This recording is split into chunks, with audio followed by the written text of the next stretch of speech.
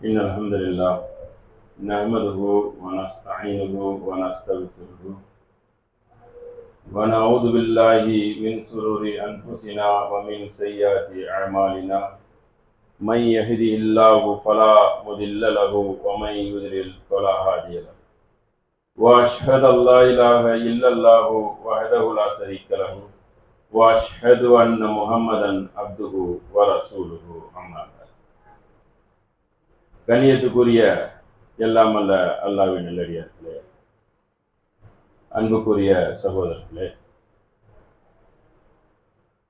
நாம் கண்ணியமிக்கும் மகத்துவமிக்கும் நாளில் அமர்ந்திருக்கிறோம். அல்லாஹுக்கு ரொம்ப விருப்பமான நாளான துல்ஹஜ்ஜின் 10 அடைய இருக்கிறோம். சொந்தக்காரராக விளங்கிய இந்த தியாகத்துக்கு அர்ப்பணிப்போடு நடந்த நபி இப்ராஹிம் அலைஹிஸ்ஸலாத்து வஸலாம் அவர்களை நாம் நினைவு கூற கடமைப்பட்டிருக்கிறோம்.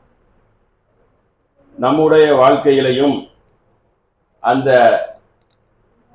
தியாகத்தை மதித்து தியாகம் செய்ய தயார் நிலையில் இருக்கக்கூடிய நல்மக்களாக அல்லாஹு நம்மளை அருள் புரிய வேண்டும்.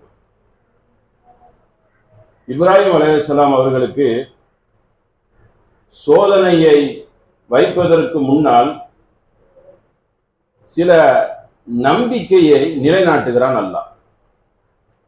எப்படி கூறுகிறான் என்றால், அதாவது நம்பிக்கை கொண்ட மக்களையே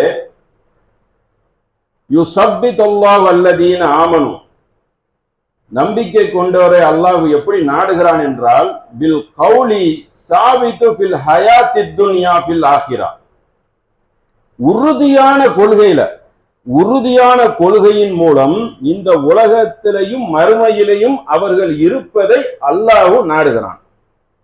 உறுதியா இருக்கணும், அதுல ஒரு மனக்குழப்பம் அடையக்கூடாது. அப்படி நாடக்கூடிய அல்லாஹ் ரப்புல் ஆலமீன் இப்ராஹிம் நபிய ஒரு சிந்தனை மூலியமாக கொண்டு வரான். இது கால இப்ராஹிம் லி அபீஹி லி ஆஸர இத்தஹது அசாமன், அவருடைய தந்தை என்ன மாதிரி இருக்கிறார் என்றால், கற்பனை செய்யக்கூடிய சிலைகளை வணங்கக்கூடியவராக இருக்கிறார், தெளிவான வழிகேட்டில் இருக்கிறார்.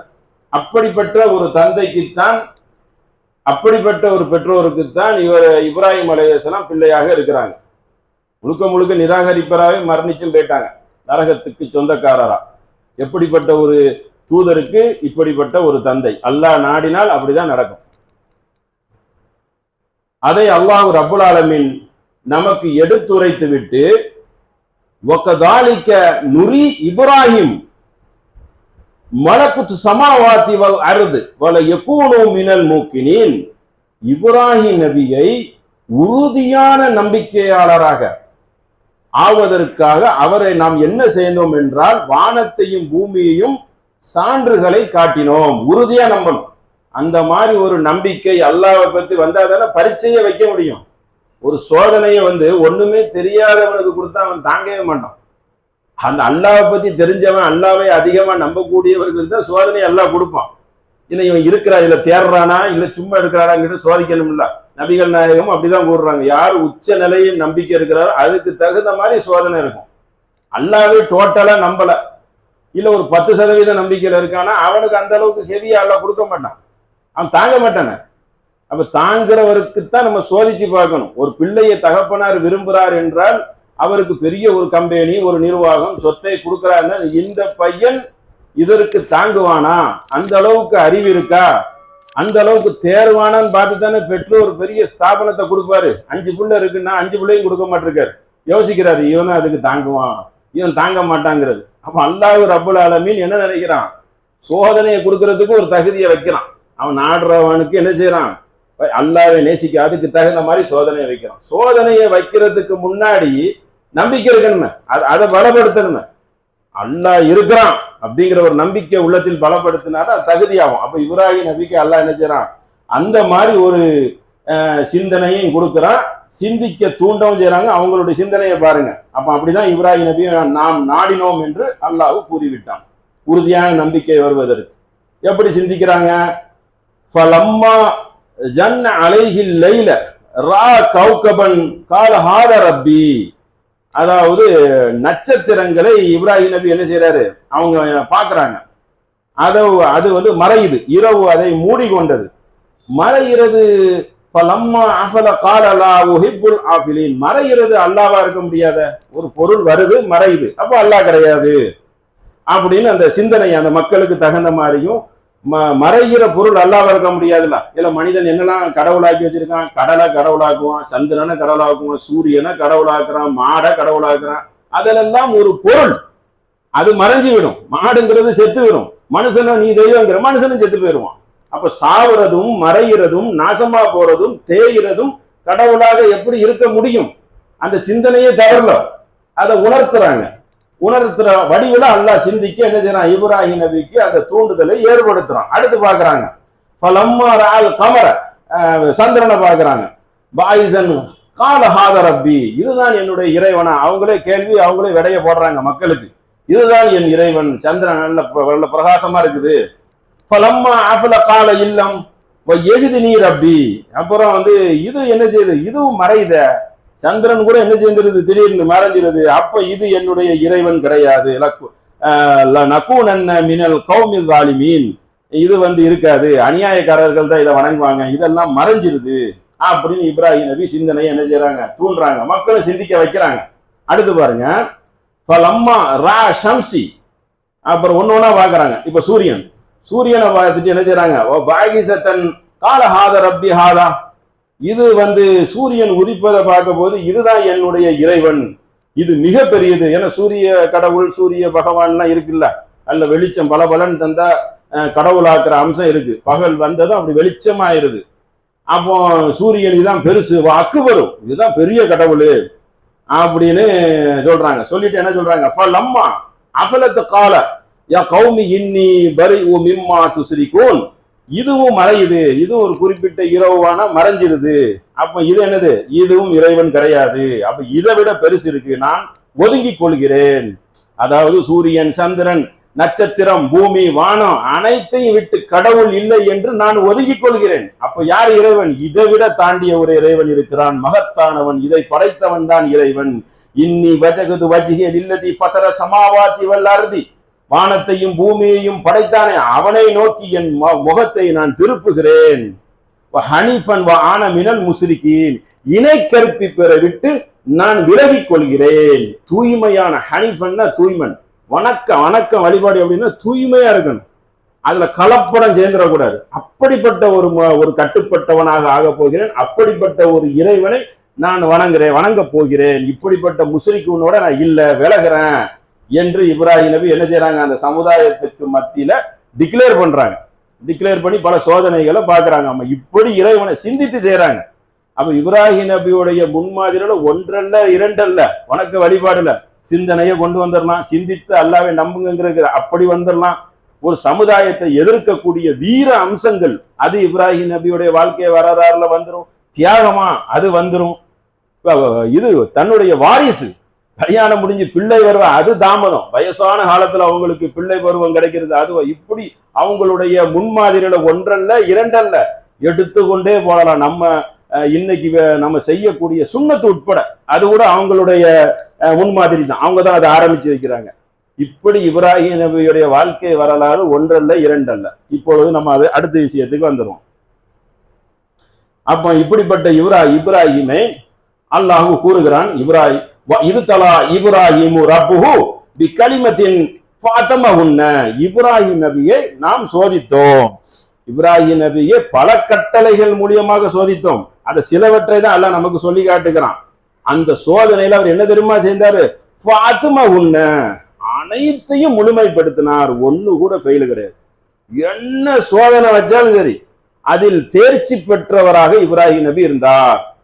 ஒரே ஒரு செய்தியை தவிர அந்த தகப்பனாருக்கு துவா செய்திருவாங்க, அது மட்டும்தான் ரோல் மாடல், முன்மாதிரி கிடையாது.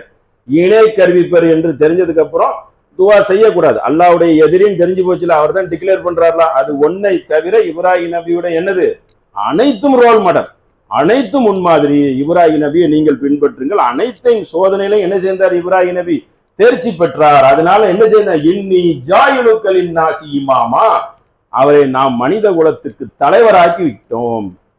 என்ன செஞ்சுட்டோம், இவ்வளோ பரீட்சை வச்சதுக்கு அப்புறம் தான் சோதிச்சேன், சோதனையிலையும் தேர்ச்சி பெற்றார். அதற்கு கொடுத்த பரிசு என்ன, நாம் அவரை தலைவராகிட்டோம். இப்ராஹிம் நபி என்ன செய்யறாங்க, உடனே காலமின் துர்ரியத்தி, என்னுடைய வாரிசையும் அந்த மாதிரி தலைவராக்கிறீங்களா. அதான் பிள்ளைகளுக்கு டக்குன்னு துவா கேட்கிறாங்க. அடுத்த துவா என்னன்னா, நபிமார்கள் எப்பொழுதுமே தனக்கு ஒன்று கிடைத்து விட்டால் தன்னளவில் நிறுத்த மாட்டாங்க, டக்குன்னு வாரிசுக்கு வந்துருவாங்க. அடுத்த பிரார்த்தனை, எனக்கு கிடைச்ச இன்பம் பிள்ளைக்கும் கிடைக்கணுமே, நான் இப்ப நல்வழியில இருந்து பிள்ளைகள் தவறான வழியில இருக்கணுமா? அப்படி ஒரு தகப்பன் ஒரு பெற்றோர் நினைப்பார்களா? முதல்ல நினைப்பவர்கள் பெற்றோர்களாக இருக்க முடியுமா? முடியாது. அப்போ நபிமார்களுடைய முன்மாதிரியில முக்கியமான முன்மாதிரி என்ன என்றால், முக்கியமாக நேர்வழி தானே, அல்லாஹ் வணங்குறது தானே ஃபர்ஸ்ட் இடம், முதல் இடம் அதானே. அப்போ என்ன செஞ்சிருவாங்க, ஒரு துர்ரியத்தி, என்னுடைய வாரிசுக்கு இந்த அந்தஸ்து எல்லாம் கொடுத்து விடு என்று கேட்டவன அல்லாஹ் என்ன சொல்லி போட்டான், அநியாயக்காரர்களா இருந்தா கொடுக்க மாட்டேன், நல்லவர்களா இருந்தா கொடுப்பேன் அப்படின்னு சொல்லி அந்த ஒரு விஷயத்தை அல்லாஹ் சொல்லிக்கிறான். இந்த சந்தர்ப்பத்துல இந்த இஸ்மாயில் நபியை என்ன செய்யறாங்க, பாலைவனத்துல விடக்கூடிய செய்தியெல்லாம் நம்ம அறிஞ்சு வச்சிருப்போம். அதற்காக ஜம்ஜம் நீர் வந்ததையும் நாம் அறிஞ்சு வச்சிருப்போம். ஆனா அதுல கொடுக்கக்கூடிய குர்பானி சட்டம் இருக்க, அதுதான் இப்ப நமக்கு முக்கியமா தேவை. தியாகங்கள் அதுல எண்ணற்று இருக்குது. இப்போ கனவுல ஒன்னை காண்கிறாங்க, என்ன செய்யணும்னா ஒரு பலியிடணும். அங்க அந்த காலத்துல பிள்ளைகளை நரபலியிடுவது வழக்கம். பிள்ளைகள் பிறந்து விட்டால் கடவுள் பகவான் பேரை சொல்லி அறுத்து விடுவாங்க, நரபலி செய்து விடுவார்கள். இன்னும் என்ன செய்திருக்கு, ஜாகிலியா அறியாமை மக்களிடம் இன்றும் நம்ம நாடுகள்ல கூட இருக்கிறது. நரபலி கொடுத்துருவாங்க, கொடுத்தா வெட்டி எடுத்துருவாங்க. இத இல்லாம ஆக்கணும்னு நினைக்கிறான்ல. அது எப்படி ஆக்கணும், வேரோடும் வேரடி மண்ணோடும் பிடுங்கி எரியணும். அது இருக்கவே கூடாதுங்கிறதுக்காக அல்லாஹ்வுடைய அந்த கனவுல காட்டி பிள்ளைய அறுக்கணும், உனக்கு ஒரு சோதனையை வைக்கிறேன்னு இப்ராஹிம் நபிக்கு வச்சுட்டான். நபிமார்களுக்கு கனவு வந்தா அதை என்ன செய்யணும், அதை செய்யணும். இந்த கனவு வழியாகவோ வகி செய்தியாவோ என்ன அந்த மாதிரி வந்தனா நபிமார்கள் அதை பின்பற்றணும். இப்படி ஒரு சட்டம். அப்ப கனவுல அல்லாஹ் என்ன செய்துட்டான், காட்டி போட்டான். இப்போ இஸ்மாயில் நபிட்ட வராங்க. இஸ்மாயில் நபி எப்படிப்பட்ட பருவத்துல இருக்கிறாங்க, ஃபலம்மா பலக மஅஹு ஸகிய, உழைக்கும் பருவத்தை அடைந்து விட்டார். சகியன உழைக்கக்கூடியது, உழைக்கிற பருவம்னா ஒரு 25 வயசுக்கு வந்திருப்பாங்க. ஒரு தோராயமா உழைக்கிற பருவனாலே அதான ஒரு 20ல இருந்து ஒரு 25க்குள்ள வந்திருப்பாங்க. வாலி பருவ வயது அந்த மாதிரி வயது கிடையாது, பாவ வயது கிடையாது, உழைக்கும் நிலையை அடைந்து விட்டார். அப்ப வந்தவன கால யா புனைய, மகனே, அன்பு மகனே, இன்னி அராஃபில் மனாமி, நான் கனவில் உன்னை கண்டேன், அன்னி அதுபக, உன்னை அறுப்பது போல் கனவு கண்டேன், இதை பற்றி நீ என்ன நினைக்கிறாய். எப்படி கேட்கிறாங்க பாருங்க, புட்டிச்சு அறுக்க வரல, அறுக்கிறாந்தாலும் மனம் முழுந்து தரணுமே. மகனை எப்படி வளர்த்திருக்காங்க பாருங்க. மகன்கிட்ட கேட்கிறாங்க, ஒன்னா அறுக்கிற மாதிரி கனவு கண்டேன், அல்லாஹ் எனக்கு ஒரு கனவை காட்டி போட்டான், நான் இப்போ அறுக்கத்தான் வந்திருக்கேன். மாதா தரா, இதை பற்றி நீ சிந்தித்து சொல். உன்லூர்னா சிந்திக்கிறது, தரானா பார்க்கிறது. ரெண்டு இதை சொல்றாங்க. சிந்தித்து ஒரு ஆலோசனை பண்ணி சொல்லு, உன்னை இப்ப அறுக்க போற, நீ தரியா உன் தலைய அப்படின்னு கேட்கிறாங்க மகன்கிட்ட ஒரு தகப்பனர் கேட்க முடியுமா?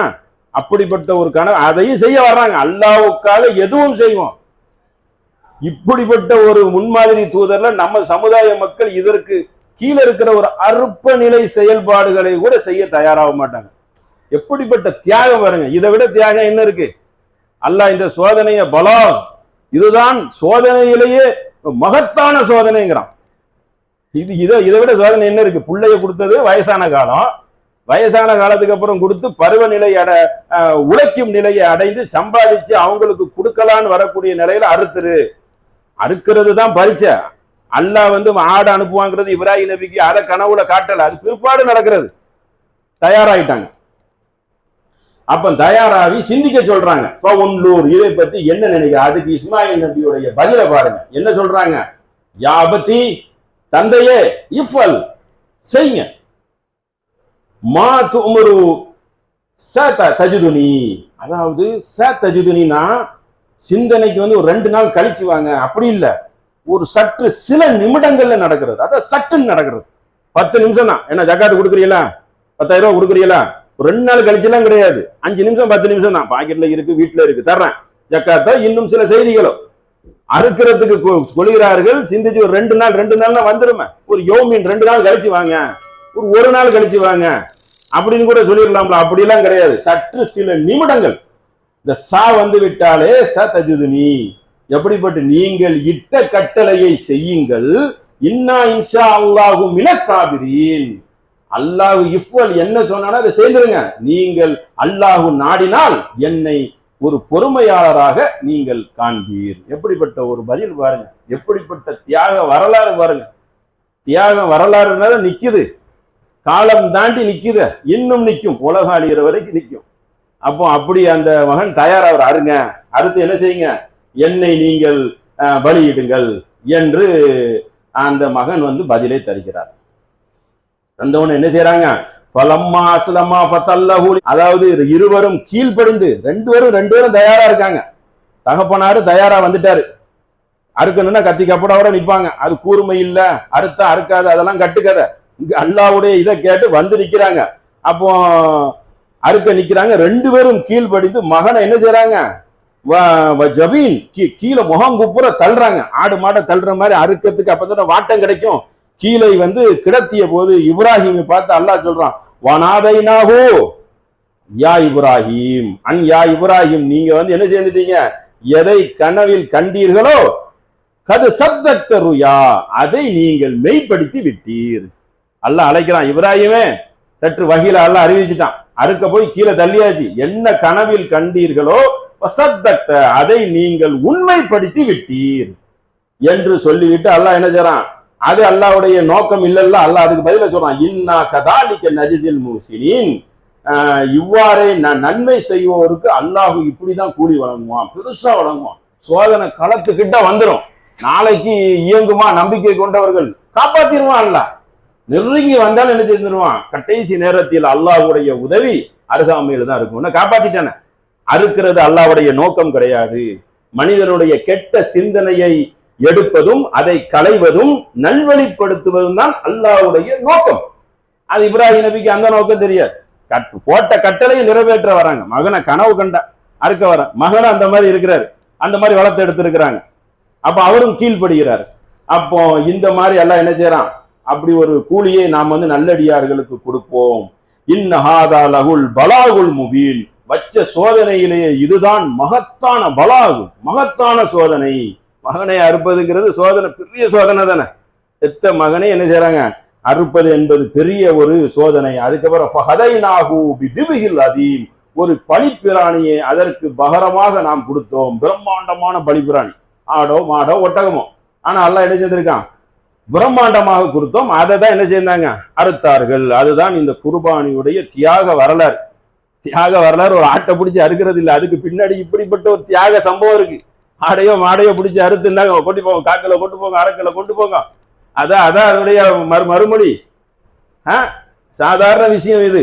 அல்லாஹ் வந்து வாழ்க்கை வரலாறு எப்படிப்பட்டது, பின்னாடி திரும்பி பார்த்தா நிக்குமா, காகித பேப்பரில் நிக்குமா, இதெல்லாம் அந்த வரலாறு உள்ளத்தில் பதிய வேண்டிய வரலாறு.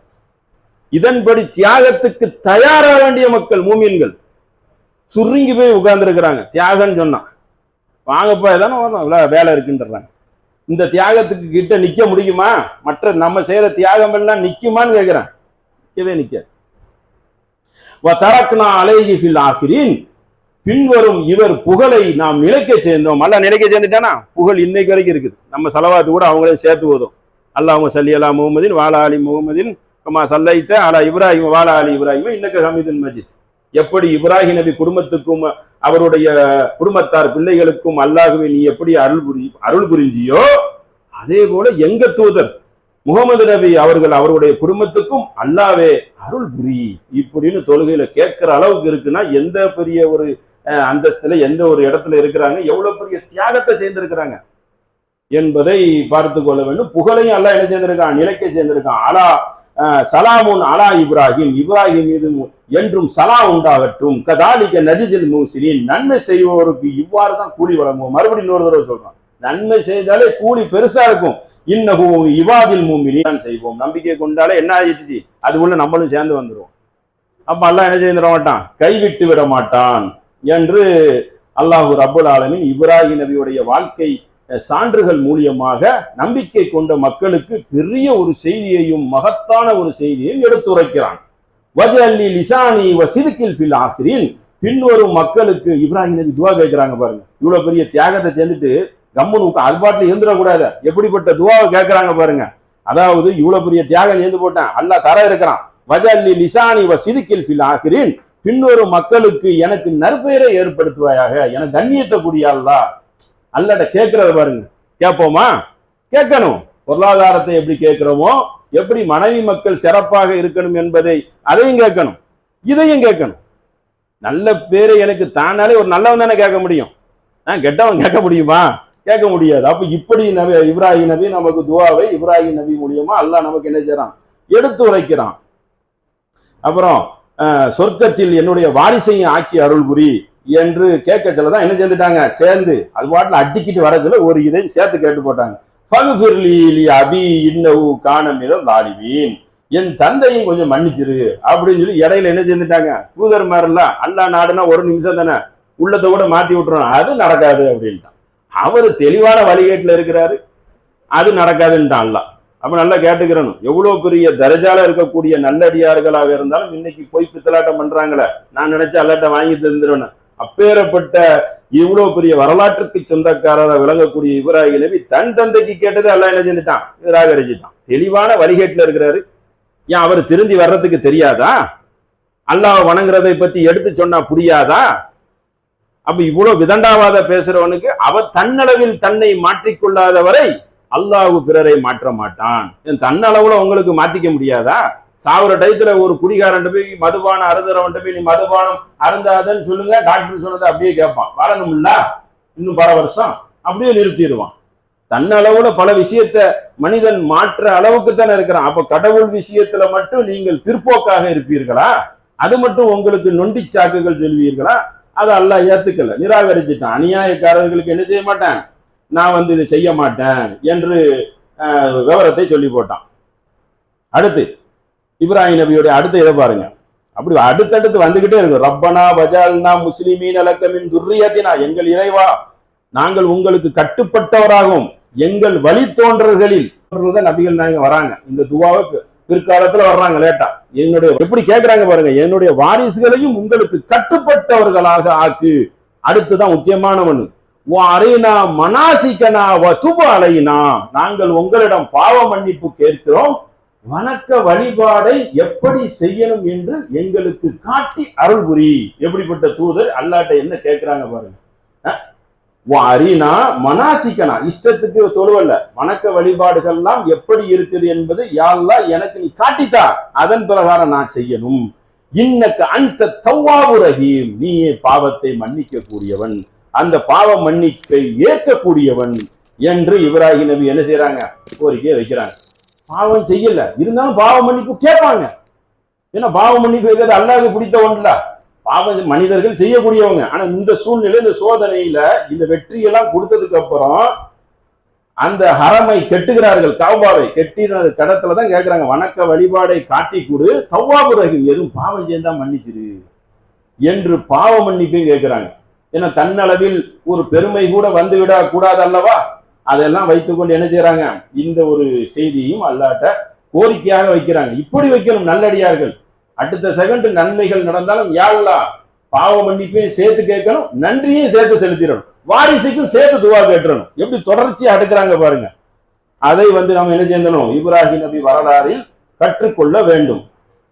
அதுபோக அடுத்த ஒரு செய்தியை பாருங்க. இப்ராஹிம் நபியுடைய இன்னொரு செய்தி, கதுக்கானத்துலக்கும் உஸ்வத்துன் ஹசனா, இப்ராஹிம் நபியிடம் ஏகமான முன்மாதிரி இருக்கிறது. ஃபி இப்ராஹிம் வல்லதீன மாஹு, இப்ராஹிம் நபியிடம் மட்டும் முன்மாதிரி இல்லை, அவரை சார்ந்தவர்கள் இருந்தார்களே அவர்களுக்கும் முன்மாதிரி இருக்கிறது. காலூலி கௌமிகி இன்னா புராவோ மின்கும் மிம்மா தாபதூன மின்தூனில்லா, ஆனா அதுல இன்னொரு கூட்டம் இருந்தது. அதை பார்த்து இப்ராஹிம் நபிட்ட டிக்ளேர் பண்ண சொல்றான். எப்படி சொல்றான், உங்களுக்கும் எனக்கும் சம்பந்தம் கிடையாது, நேரடி டிக்ளேர். ஒருத்தவர் இணை வைப்பு கூட்டம், தந்தையர்கள் வணங்குறாங்களா இப்ராஹிமுடைய தந்தையார், அந்த கூட்டம்.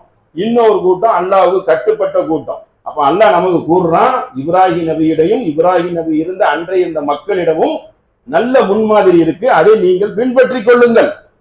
தாபதூன மின்தூன் இல்லா, அல்லாவை வணங்காத கூட்டம் இருக்கிறது. அபதா. முஸ்ரிக்கினை பார்த்து சொல்றாங்க இப்ராஹிம் நபி, உங்களுக்கும் எங்களுக்கும் வழி வழியாக பகை உறுதியாகிவிட்டது. நீங்க வேற நாங்க வேறதான், உங்க மார்க்கம் வேற எங்க மார்க்கம் வேறதான். குழப்பாத இங்க வந்து நேரடியான பஞ்சாயத்து, பூசி மொழுவுறதெல்லாம் கிடையாது. வணக்க வழிபாடுல எதுக்கு வந்து குழப்புற? நேரடி வணக்க வழிபாடுல ரெண்டுக்கு வித்தியாசம் இருக்கு, அதுல எந்த வித என்ன கிடையாது, சந்தேகமும் கிடையாது என்று ஒட்டச்சி பேசக்கூடியதுலையும் இப்ராஹிம் நபியை உங்களிடம் முன்மாதிரி இருக்கு. பூசி மொழுவ கூடாது, எல்லாம் ஒண்ணுதான்ங்கிறதையும் சொல்றதை என்ன செய்யல, அல்லாஹ் விரும்பல. எப்படி ஒன்னா இருந்தாதான் ஒன்னா இருந்திருப்போமே. சகோதரத்துவம், ஒரு தாய் பெற்ற பிள்ளைகள் எல்லாம் ஒரு ஜோடியிலிருந்து வந்தங்கிறதுல மாற்றம் இல்லை. ஆனா இன்னைக்கு வணக்க வழிபாடுல மாற்றம் இருக்கு என்பதை உடைத்து நபி இப்ராஹிம் அலைஹிஸ்ஸலாம் அவர்கள் பேசினார்கள். அப்படி ஒரு டிக்ளேர் பண்றாங்க. அப்ப அந்த மாதிரி ஒரு மக்களாகவும் இப்ராஹிம் நபியுடைய முன்மாதிரியை அனைத்தையும் பேணி மதிக்கக்கூடிய நல்மக்களாகவும் உங்களையும் என்னையும் அல்லாஹ் ஆக்கி அருள் புரிவான் என்று சொல்லி என்னுடைய முதல் உரையை நிறைவு செய்கிறேன். அன்புக்குரிய சகோதரர்களே, அல்லாஹ்வும் குர்ஆன்ல வல் ஃபஜர் வலையாலின் அஷர், அதிகாலை பொழுதின் மீது சத்தியமாக, 10 இரவின் மீது சத்தியமாக, இந்த 10 நாளை தான் சொல்றாங்க. இப்ப நாளையோட என்ன செய்யுது, நமக்கு 10வது நாள் வருகிறது. இந்த 10 நாள்ல செய்யக்கூடிய நன்மைகள் அதிகமான அல்லாஹ்வுக்கு பிடித்த நன்மை. எந்த அளவுக்கு என்றால் ஜிஹாதூன, நீங்கள் ஜிஹாது செய்வீர்கள், அதை விட பிடித்த நன்மை. ஜிஹாதுல உயிர் போனாலே தவிர, ஒருத்தர் ஜிஹாதுக்கு போய் இறந்துட்டாருன்னா அதான் உசத்தியானது. மற்றபடி அந்த 10 நாள் அந்த அளவுக்கு நன்மை. அந்த நாளின் இறுதி நாளை நாம் அடைய இருக்கிறோம். இந்த நாளில் நபிகள் நாயகம் ஸல்லல்லாஹு அலைஹி வஸல்லம் அவர்கள் என்ன செய்வார்கள் என்றால், ஃபீ யோமின், அந்த நாளில் ஹாதா அன் துஸல்லிய, முதல் வேலையாக தொழுதுருவாங்க. எது? பெருநாள் தொழுகை. பெருநாள் தொழுகை முதல் வேலையாக தொழுது விடுவார்கள். பிறகு என்ன செய்வார்கள்? சும்மா அப்படியே வருது. பிறகு என்ன செய்வார்கள் என்றால், நர்ஜிஉ ஃபஅன்னஹர், அவர்கள் வீட்டுக்கு இல்லத்துக்கு திரும்புவார்கள். நன்கர், அறுத்து பலியிடுவார்கள். அப்ப அன்றைய தினம் தெளிவான நபிமொழி, வீட்டுக்கு திரும்புவாங்க, வந்தவொடனே என்ன செய்வாங்க? அறுத்து பலியிடுவார்கள். அன்றைய தினம் தான் சேர்ந்திருக்கிறாங்க. அப்போ அந்த நாளை நம்ம வச்சிக்கிறோம். அந்த 10 நாளை தான் அல்லாஹ் என்ன செய்யறான் நமக்கு, ஃபஜர் சூறால அதற்கு விளக்கமாக நபி ஸல்லல்லாஹு அலைஹி வஸல்லம் அந்த நாளை சிலாகித்து விளக்கமும் கொடுத்துட்டாங்க. அதே நாள்ல அறுக்கப்பட்ட செய்திகளும் இருக்கிறது. அப்ப அந்த நாள்ல பலியிட்டுறோம். அந்த 10 நாளுக்குள்ள ஒவ்வொரு செய்யக்கூடிய நன்மையும் பன்மடங்கு நன்மை. தொழுதாலும் சரி, அந்த நாளை மதித்து நோன்பு வச்சாலும் சரி, அதே 10 நாளுக்குள்ள தான் ஹஜ்ஜியும் செய்ய போறாங்க. என்ன செய்தாலும் பன்மடங்கு நன்மை என்று அல்லாஹ் சொல்வதாக நபிகள் நாயகம் ஸல்லல்லாஹு அலைஹி வஸல்லம் விலக்கி சொல்லிவிட்டார்கள். அல்லாஹ்வுக்கு பிடித்தது. இப்ப நம்ம நோன்பு வைக்கிறோம் இன்னைக்கு, இந்த நோன்பு எந்த அளவுக்கு கஃபாரா, இதற்கு இந்த தேதியிலிருந்து கடந்த வருஷம் பாவம் செய்திருப்போமே, அதையும் அல்லாஹ் மன்னிக்கிறான். இனிமே வரக்கூடிய பாவங்களையும் அல்லாஹ் மன்னிக்கிறான். அதாவது சிறு பாவங்கள், அது மாதிரி பயங்கரமான பாவங்கள், சிறு சிறு பாவங்கள் இருக்கு, அதையெல்லாம் தள்ளுபடி செய்யறான். ஏன் தள்ளுபடி செய்யறான்? அல்லாஹ்வுடைய நல்லடியார் மூமின்கள் எப்படியா சொர்க்கத்துக்கு பெறணும், அதற்குத்தான் எக்ஸ்ட்ரா கொடுக்கக்கூடிய போனஸ். மொஹர நோம்பாகட்டும், அரஃபா நோம்பாகட்டும், இதுல இப்ப ஜும்மா திருநாளில் கிடைக்கக்கூடிய முன்னக்கூட்டியே வர்றாங்களா அந்த நன்மைகளாகட்டும், இதெல்லாம் அல்லாஹ் கொடுக்கக்கூடிய நமக்கு போனஸ் மாதிரி பரிகாரம். எப்படியாவது நன்மையை அதிகமாக நீங்கள் சேகரித்து சொர்க்கம் சென்று வரணும். சொர்க்கம் சென்ற பாவம் குறையும். இந்த நன்மைகள் செய்ய செய்ய அல்லாஹ் என்ன செய்வான், பாவத்தை தள்ளுபடி செய்வான். சிறு சிறு பாவங்கள், ஏசி இருப்போம், திட்டி இருப்போம், மறந்தாப்புல கூட சில செய்திகளை சேர்ந்திருப்போம். இதெல்லாம் எல்லாம் என்ன செய்யறான், எழுதாமல் அந்த அடியாறுகளுக்கு கழிக்கிறான் பாவங்களை. அப்ப அப்படிப்பட்ட ஒரு நன்மக்களா இருக்கும். இந்த 10 நாள் நாளையோட அந்த நாள் முடியுது. அப்ப அந்த நாள்ல முக்கியமான என்ன கேட்டா அன்கர், அந்த நாள்ல தான் அறுத்து பலியிடணும், அந்த 10வது நாள். தெரியல. அப்ப அந்த செய்தியை பின்பற்றக்கூடிய மக்களாகவும், இதை வழி வழியாக மக்களுக்கு எடுத்து சொல்லணும். இப்ராஹிம் நபி வரலாறு எப்படி சொன்னோம், மக்கள்கிட்ட போய் கடத்தி கொண்டு போய் சேர்க்கணும், நம்ம அளவில் வைத்துக் கொள்ளக்கூடாது. அப்படிப்பட்ட ஒரு நன்மக்களாக அல்லாஹ் உங்களையும் என்னையும் ஆக்கி அருள் புரிவான் என்று சொல்லி என் உரையை நிறைவு செய்கிறேன். அஸ்ஸலாம்.